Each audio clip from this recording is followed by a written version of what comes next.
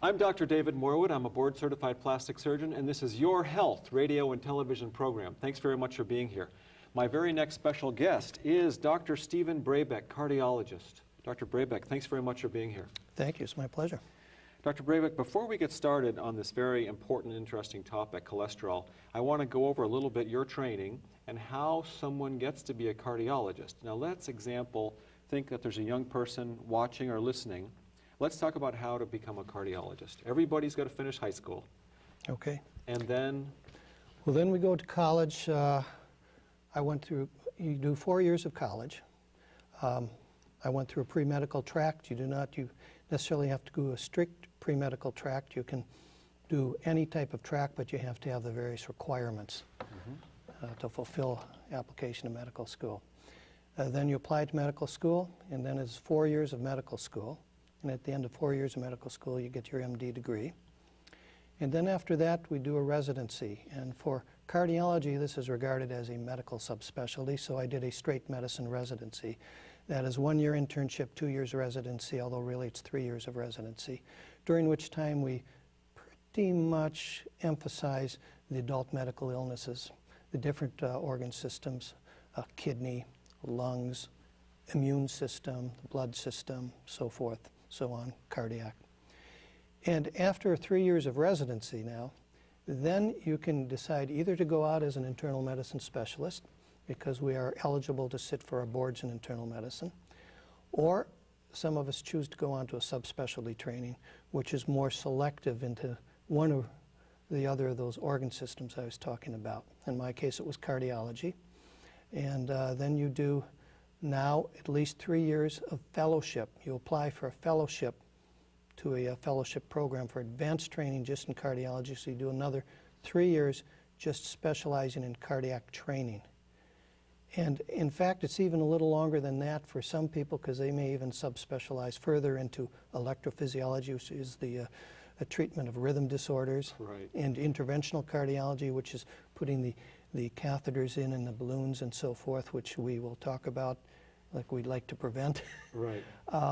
And that's even further training after that. So it's a long haul, but you're not sitting in school the whole time. You are really practicing a lot of that time. So essentially, you have to train in internal medicine. You just about have to become an internist and then go on to be a cardiologist. You absolutely have to become an internist first. Well, Dr. Brabeck, see, I thought that it was just the plastic surgeon that had the corner on many long years of training, but it sounds like, of course, you put in a lot of hard years of training to become an excellent cardiologist, and I know you are one. Thanks very much for being here. You're welcome. So, Dr. Brabeck, I tell you, we did some local marketing and about our topics today, and what I'd like you to discuss is cholesterol. And the number of people who have come up to me and who are fascinated and interested in this topic, of course, should be no surprise to you, but it was amazing to me. You can barely open the paper, put on the radio, or open a magazine without seeing something about cholesterol. So I'd like to start by talking about cholesterol, and tell us, maybe you could define it for us. What is cholesterol? Okay, it's a waxy substance. It's a member of the family called lipids. These are fat-like compounds. And actually, we need cholesterol. If we didn't need it, our body wouldn't make it. Our body makes about 1,000 milligrams of it a day, made in the liver. And why do we need it? Because it's a very necessary component of the coating of nerve cells and cell membranes. So it's got a real important function in our body. Okay, so Dr. Brabeck, cholesterol is a normal substance that's circulating in our body, in everybody's normal body. Right. So when we talk about cholesterol, we've got to talk about subsets of cholesterol or levels of cholesterol. It's not just the presence of cholesterol in our bloodstream that's necessarily bad. Absolutely. There's a lot more to the story than just the cholesterol level. Cholesterol itself is like anything. Just the right amount, good. That's what our bodies are designed for. It's when we get excessive amounts, or as you pointed out, abnormal relationship of different subsets of cholesterol, then we can get problems. Okay, so maybe I can back up just a little bit. When you order a blood test, or you might order what we call a lipid panel, is that true? Now tell us what is a lipid panel? Absolutely. Lipid panel is we're taking a look at the basic subsets of the cholesterols. What we get in the basic lipid panel, the most common one we get, is a total cholesterol. And that is just a level of all different types of cholesterol particles in the blood. And there are some particles that are actually protective and other particles that are fairly bad. The bad ones are called LDL, low density lipoprotein. I tell my patients to remember which is good and bad because LDL, L is for lousy. The good one is called HDL, and I tell my patients that's happy. Okay, and the HDL is high density lipoprotein. And think of it like this. The LDL are like the trucks that take cholesterol out to the periphery where it can be deposited, which we don't want. The HDL are trucks, but they're scavenger trucks. They're not the dump trucks taking the cholesterol out to the periphery. They're coming and scavenging it and bringing it back to the liver where it can go through the bile and get excreted from the body. Okay, so when you order a lipid panel, you're going to look for the total cholesterol number, and you're going to look for the ratio of the HDL and LDL. And is LDL, that right? right. Is there anything else that you look for? Absolutely. There's another particle I didn't talk about. It's very important. It's triglycerides. And that is another form of fat, and it is an independent risk factor for heart disease as well. Okay. See, Dr. Brabeck, I'm so glad you're on the program because I'm going to learn a lot today. So when you order a lipid panel, what are the numbers that you look for absolute cholesterol level? And then I'm going to ask you about the good ratios and the ratios that aren't so good. And then could you talk about triglycerides as well? Absolutely. Well, first off, I tell my patients, this may sound like heresy, but they say, "What's my cholesterol number, doctor?" And I go, "I don't remember." And they look at me like I'm getting another cardiologist. But I don't really put an eye into that because it doesn't tell me a lot of information. I have some patients with a high total cholesterol, but they're at relatively low risk because most of their cholesterol is made up of that good cholesterol, the HDL. And I have others vice versa that have a pretty good looking cholesterol profile, total cholesterol, but they're at high risk because the LDL is the high one. So what we like to look at, though, we do have some basic guidelines. Basically, we in cardiology work much more on what's your LDL and your HDL level. And I like my patients to know that as well as their blood pressure. I think it's very important for them to know. I also don't work on strict ratios because I put it into context with the patient. What's their risk of having cardiovascular disease? What's the likelihood that's going to happen? The higher the risk is, the more aggressive we are on the cholesterol. We do feel that, first off, a high-risk cholesterol across the board for anyone is an LDL greater than 160. Okay, now that's important. So if somebody has the so-called bad cholesterol level of over 160, that needs attention. That needs attention. Okay. Now, what about the triglycerides? Now, again, that's an absolute level you're mentioning? Absolute level. Generally, we like the triglycerides less than 150. Now, triglycerides are the particle in the blood that are extremely sensitive to diet. It will skyrocket with a very high carbohydrate diet. If you have a huge carbohydrate intake and you check your triglycerides within an hour, they're going to be off the wall. Now, you said carbohydrates. Carbohydrates. Now see, I'm going to learn a lot today. So carbohydrates to me are sugars and starches, but that affects your triglyceride level. Absolutely. Which is more or less a lipid or a fat that's circulating in your serum. That's right. Now, how's that work? Well, you have another hour in the show. Okay, we're going to have you back. But in summary... It's fascinating. What happens, and I think the bottom line is important, is that all these nutrients have counteractions in the metabolism of the pathways of different things. So, to simplify it, carbohydrates will stimulate the triglyceride pathway. Okay. Okay, there's various mechanisms that happens by. Whereas saturated fats and trans fatty acids stimulate the production of the bad cholesterol. Okay, got it.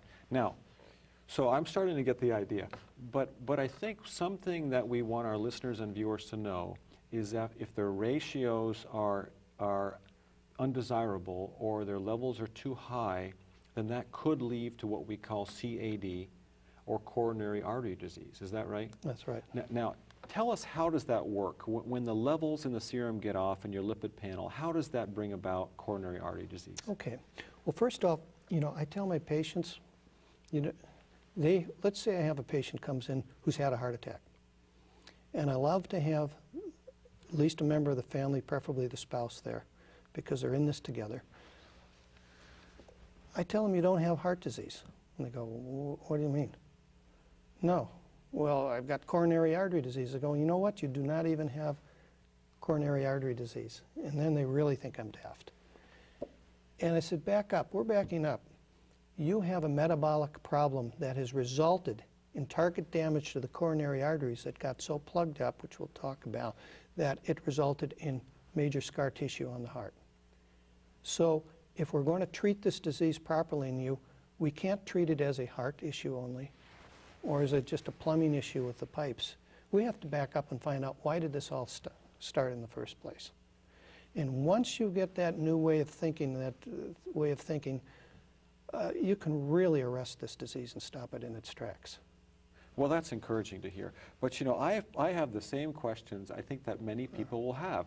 Is it diet? Is it exercise? Is it the weight of my body? Is it medicines? Like, how can we affect my ratios and triglyceride levels, et cetera? Well, my answer to your test question there is all of the above. It is a full environmental effect. The diet is extremely important. You know, I mentioned that carbohydrates can affect triglycerides, saturated fats can affect our LDL levels. So diet is important.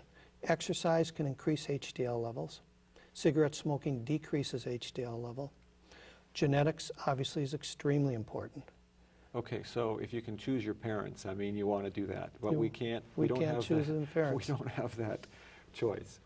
Okay, so it's a combination of genetics, and your diet can affect it, and your exercise can affect it. Now, how about your overall weight? I mean, if you're a heavy person, is that worse than being a skinny person?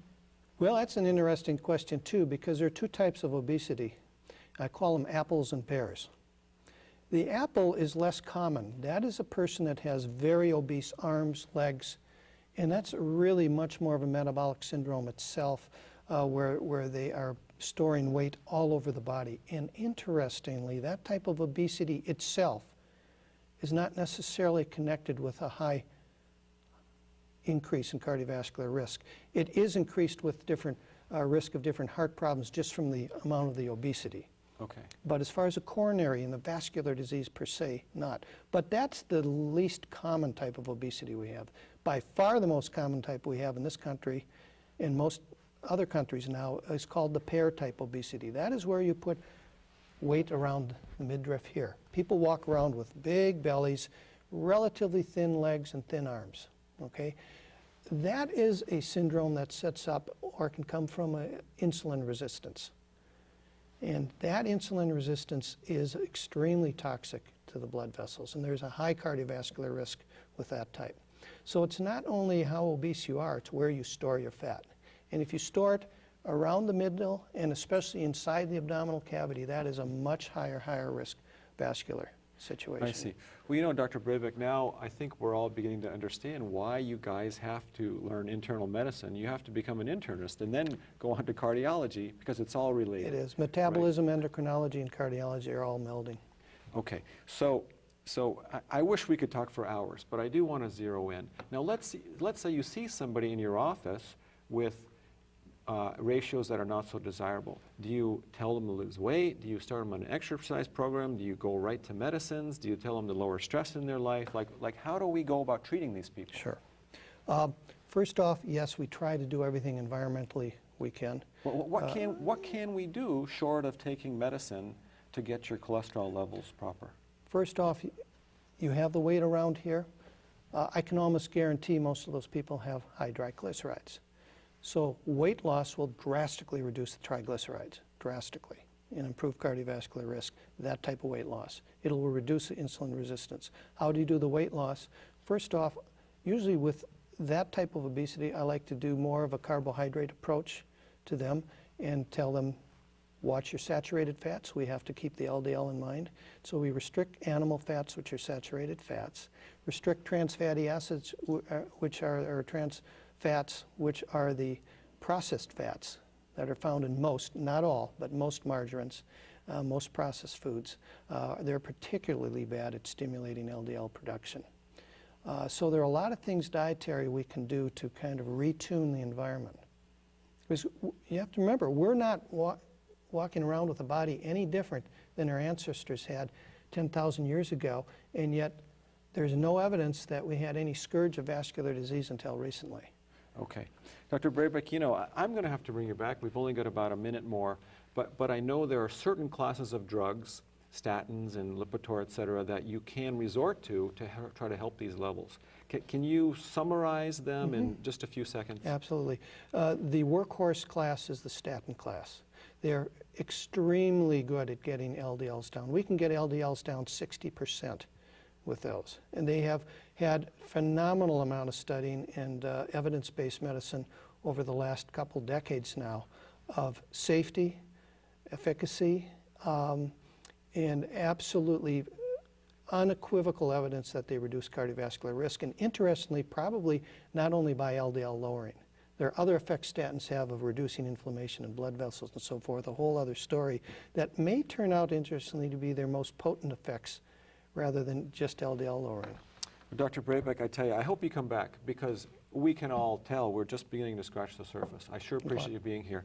Dr. Stephan Brabeck, B-R-A-B-E-C-K. Now, are you in the book? Do you have a website? Sure. I'm with Cardiopulmonary Associates. We have a website for the group, which is cpamg.com. And my own email at that office is stephen.brabeck@cpamg.com. Dr. Stephan Brabeck, cardiologist, thanks for being here. Okay, thank I'm you. Dr. David Morwood. I'm a board-certified plastic surgeon, and this is Your Health radio and television program. We're going to be back next month. Thanks very much for being here. Well, I tell you.